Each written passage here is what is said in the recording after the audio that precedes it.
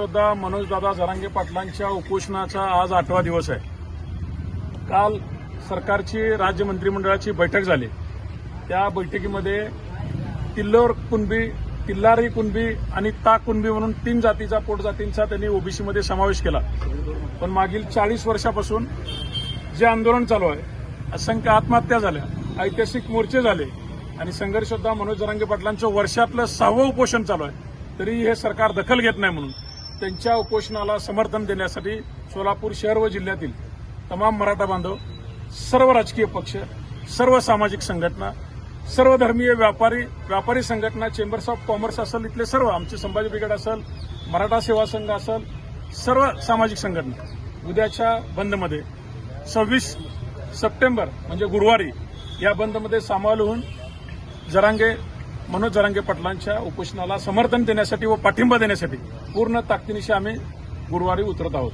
माझं आव्हान आहे सोलापूर शहर व जिल्ह्यातील तमाम बांधवांना की संघर्षयोद्धा मनोजदादा जरांगे पाटलांनी आवाहन केलं की हा बंद शांततेत पार पडला पाहिजे, कोणालाही त्रास झाला नाही पाहिजे, कोणत्याही शासकीय वस्तूची नुकसानी झाली नाही पाहिजे व योग्य त्या मार्गाने जसं आपण आतापर्यंतचे सगळे आंदोलन केले त्याच मार्गाने आपण उद्याच्या परवा दिवशीचं गुरुवारचं आंदोलन आम्ही यशस्वी करून दाखवू.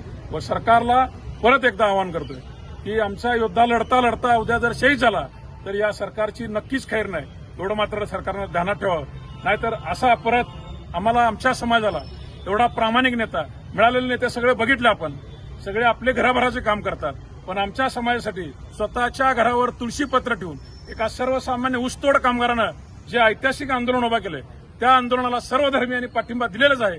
अजूनही परवा दिवशी देतील अशी अपेक्षा बाळगतो आणि सर्व पत्रकार बांधवांना अनेक विनंती करतो की तेवढ्याच ताकदीनं तुम्हीही असं वार्तांकन करा की लवकरात लवकर सरकारनं या आंदोलनाची दखल घ्या. त्या दिवशी मोर्चा किंवा सभा असणार आहे का तुमच्याकडे? नाही, आपण फक्त बंदचं आवाहन केलं.